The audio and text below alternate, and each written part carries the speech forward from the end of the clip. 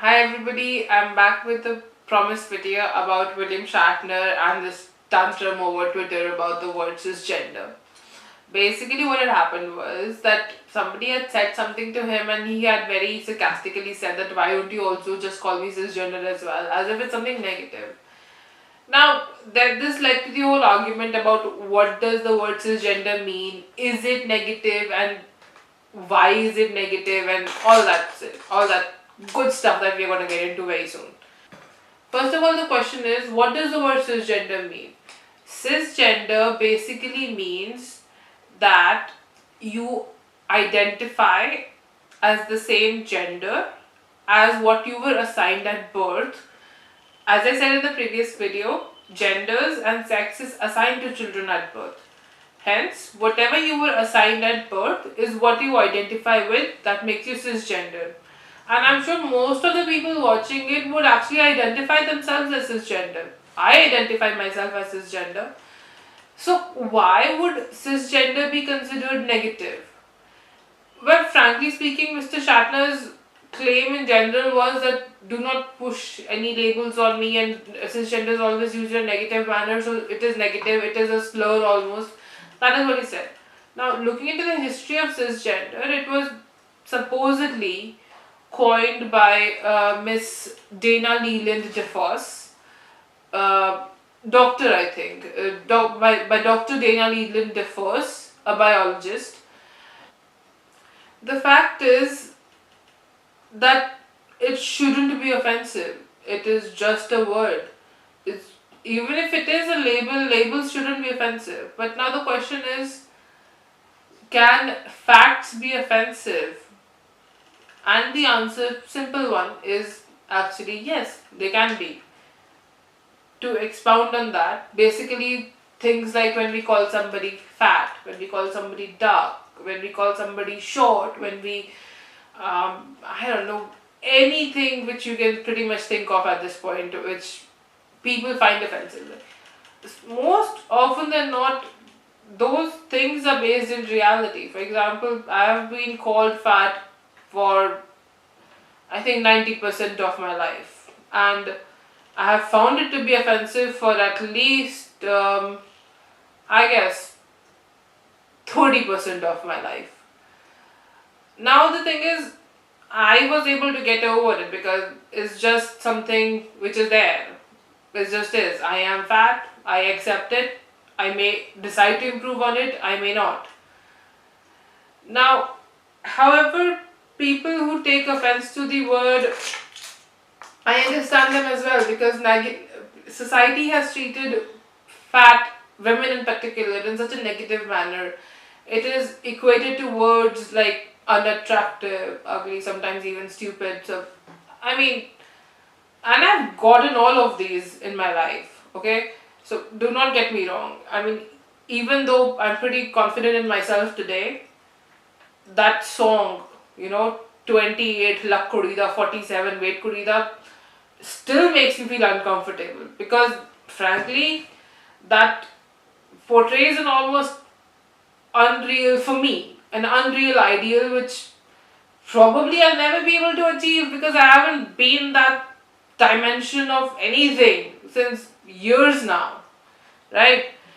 Now, so that is like, I wouldn't call it offensive. It does make me feel uncomfortable, but I'm not offended by it. Now, coming down to Mr. Shatner's offense. His argument that the word cisgender is used only in a negative manner may actually have some substance to it. Because here's the thing. Majority of the people are cisgender, and so we don't really call it out. Like, we don't say that this person is cisgender and this person is a cisgender male straight. We don't say that because that is what we sadly assume to be the default. Okay, for example, if you're introducing somebody in a ceremony or something who is from the trans community, and you would say this is this and this from the trans community or a gay activist, that is how you would go about it. But when you're introducing somebody who's cisgendered and or straight, you wouldn't point those things out. the only time these things are pointed out is when, people are having arguments and they want to, defend their post. So they go like, why are you saying something on trans issues or LGBT issues or women's rights issues? Like, what is your stand? Like, why are you saying anything? You're a cisgendered male. You're a cisgendered heterosexual male. So, because when the people who have been uh, the have-nots for a huge part of history, when they get a voice, then the people that they have to talk against, fight against usually, are the people who have always had things since generations. And I'm not saying all men were equally as well. Obviously, there was questions of race in India, caste, everywhere a question of wealth. These inequalities existed everywhere, even within men. However, when you look at it, men, women, cis men or cis people, trans people, there have been inequalities. And when they are fighting, they need labels. For example, say these people are from the LGBT community. This person is from the non-LGBT community. Okay, again, there isn't even a word for it because this is what we consider to be the norm, right? So, but however, the problem is that if this community does not have a label and this does, it automatically makes this community the normal, and opposite of normal would be abnormal, right? And that's not fair. Nobody should be made to feel abnormal. I mean, they really shouldn't. And that is why labels are important, because having labels for selective community perpetuates inequality. Having labels for everybody is not perfect equality, but at least it's a step in the right direction. For example, the best ideal thing would be not to have labels for anybody. Like, everybody is the same, everybody is equal. Like, people go like, men, women, third gender. Why? Why don't we just accept whatever people identify themselves as? Because we are not there yet, frankly, in society. We're just not there yet. So what can we do? We can help by accepting labels, by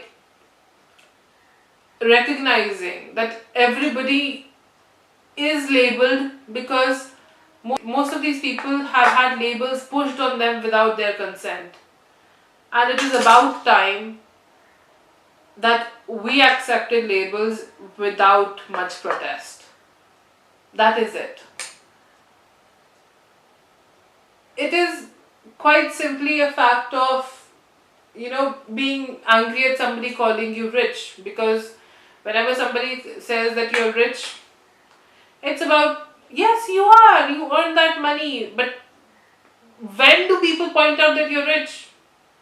Why do people get angry when it is pointed out, they are being rich? Because it's being pointed out because they're being spoiled about it. They're getting away with crime, they're not paying their taxes, or, they're wasting food, something or the other. Rich people do these things, hence are called spoiled rich people. We have that in Hindi as well. Bigade baap, sorry, Amir baap ki bigdi aulad. Hota hai. It's there. It's there in our vocabulary, and that is how we understand. Amir logon ki baatein. It's never said for something positive. These terms are not used for anything positive, but it's calling somebody Amir an insult. That is what cisgender is literally. It's just something that the majority of the population is, and calling you that shouldn't be an insult. Somebody being offended at being called cisgender is the same thing as somebody being offended at being called rich. It's just is there. is not a negative. It doesn't hurt you in your life. It doesn't pull you back. It doesn't take away job opportunities.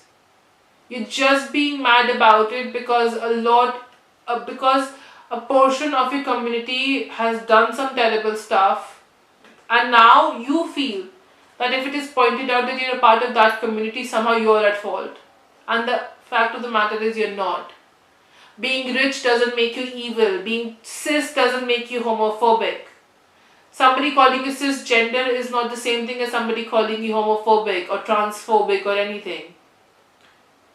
The fact that you're offended by being called cisgender makes me question, are they homophobic? Are they transphobic? Or are they just ignorant? And that is what I want to leave you with today. Please wait for my next video as well. It probably will be coming out next Saturday. Thank you very much for watching and listening. Bye bye.